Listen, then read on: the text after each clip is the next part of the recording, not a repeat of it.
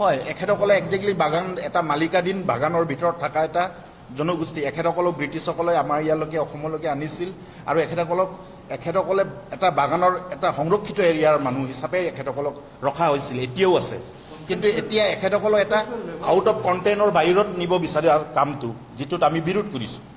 এখেতসকল এটা পৰিসীমা আছে, যিটো পৰিসীমাৰ মাজেৰে এখেতসকল আজিৰ দিনটোলৈকে বসবাস কৰিছে। এখেতসকলক ডেভেলপমেণ্ট হওক, এখেতসকলক আজিৰ দিনত অসম চৰকাৰে স্কুল বনাই দিছে, আমি আদৰণি জনাইছোঁ।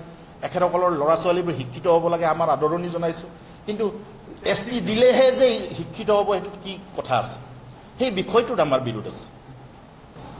আমাৰ অসম চৰকাৰ, ভাৰত চৰকাৰে যি বিদ্ৰোহী সংগঠনসমূহক লৈ মেলি শান্তি চুক্তি কৰাৰ কাৰণে যি আগভাগ লৈ কাম কাজ কৰিছে, তাত আমি CC2ৰ তৰফৰ পৰা বা আমি TMPK তৰফৰ পৰা আমি সদায় সন্মান জনাম। যিহেতুকে উত্তৰ পূৰ্বাঞ্চলক এটা শান্তিৰ বিৰাজ এটা কৰাৰ কাৰণে যি চেষ্টা চলাইছে, তাক আমি আদৰণি জনাম।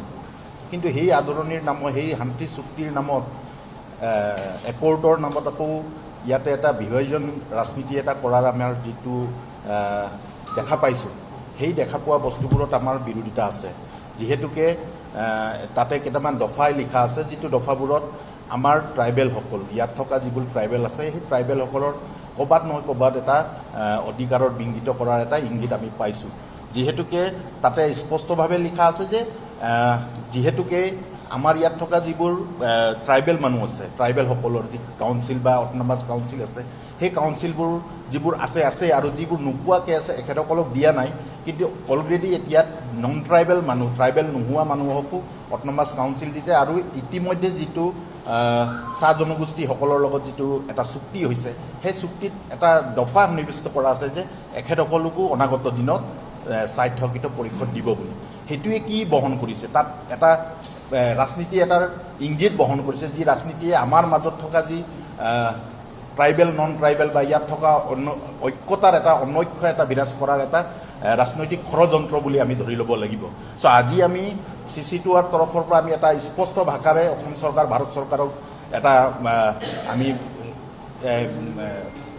এইটো সকিয়নি দিব বিচাৰিছোঁ যে আপোনালোকে এই কামবোৰৰ পৰা অলপ আঁতৰি থাকক, ৰাজনীতি কৰক, ডেভেলপমেণ্টৰ কথাৰে ৰাজনীতি কৰক, আপোনালোকৰ যি দক্ষতাৰ ওপৰত ৰাজনীতি কৰক। ইয়াত থকা মানুহৰ, ইয়াত থকা জাতিভেদৰ, ইয়াত থকা ট্ৰাইবেলসকলৰ মাজত বা নন ট্ৰাইবেলসকলৰ মাজত ট্ৰাইবেল দিয়া নিদিয়াক লৈ মেলি ৰাজনীতি কৰি মুনাফা আদায় কৰাৰ যি ষড়যন্ত্ৰ অসম চৰকাৰ, ভাৰত চৰকাৰে কৰিব বিচাৰিছে, তাত আমাৰ CC2 বা ইয়াত ট্ৰাইবেল অৰ্গেনাইজেশ্যনৰ তৰফৰ পৰা বিৰোধ আমি কৰিছোঁ আৰু অনাগত দিনত আমি কৰিম।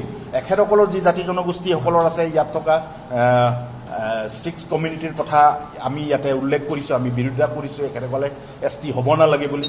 কিন্তু এখেতসকলৰ যি ডেভেলপমেণ্টৰ কাম কাজ আছে, আমাৰ তাত বিৰোধিতা নাই। এখেতসকলৰ যি ডেভেলপমেণ্ট আছে, ডেভেলপমেণ্টৰ কামক লৈ আপোনালোকে আগুৱাই যাওক। আপোনালোকৰ জাতি আগুৱাই যোৱাৰ কাৰণে OBC হিচাপে যি আপোনালোকৰ মৰ্যাদা পাব লাগে, সেই মৰ্যাদা সকলো পৰ্যায়ত আপোনালোকে দিয়ক।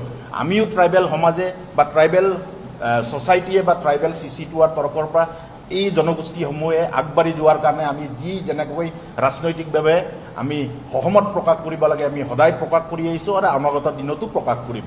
কিন্তু আমাৰ মাজত এটা ৰাজনীতিৰ এটা বাতাবৰণ সৃষ্টি কৰি, আমাৰ মাজতে ট্ৰাইবেল নন ট্ৰাইবেলৰ বাতাবৰণ এটা সৃষ্টি কৰি এগ্ৰিমেণ্টৰ নামত, শান্তি চুক্তিৰ নামত আপোনালোকে যদি কাৰোবাৰ এটা জাতিক, উন্নত জাতি এটা হাই ক্লাছ পপুলেশ্যন থকা এটা জাতিক যদি আপোনালোকে ST দিব বিচাৰাৰ এটা ইংগিত আমাক যদি বহন কৰিব দিয়ে, অনাগত দিনত সেই বিষয়বস্তুবোৰক আমি আলোচনা কৰিবই লাগিব। যাৰ কাৰণে আমি আজি আপোনালোকৰ যোগেদি অসম চৰকাৰ আৰু ভাৰত চৰকাৰক জনাব বিচাৰিছোঁ, সেই বিষয়বস্তুকেইটা পুনৰ বিবেচনা কৰক আৰু আমাৰ ট্ৰাইবেল সমাজক একেবাৰে চকুত মোটা বান্ধি মেলি, চকুক আপুনি কলা আৱৰেৰে ডাকি মেলি যদি আপোনালোকে এই কামবোৰক আগুৱাই নিয়াৰ কাৰণে চেষ্টা কৰে, কিন্তু এই বিষয়বস্তুবোৰ অনাগত দিনত বিপদ আনিব আপোনালোকক।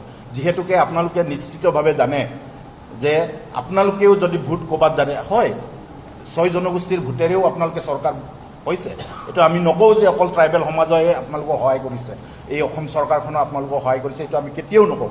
কিন্তু আপোনালোকে যিটো কমিউনিটি লাইনত আপোনালোকৰ যিটো OBC লাইন আছে, সেই OBC লাইনত আপোনালোকে এখেতসকলক সংৰক্ষিত কৰক, যি দিবলগীয়া আছে আপোনালোকে দিয়ক।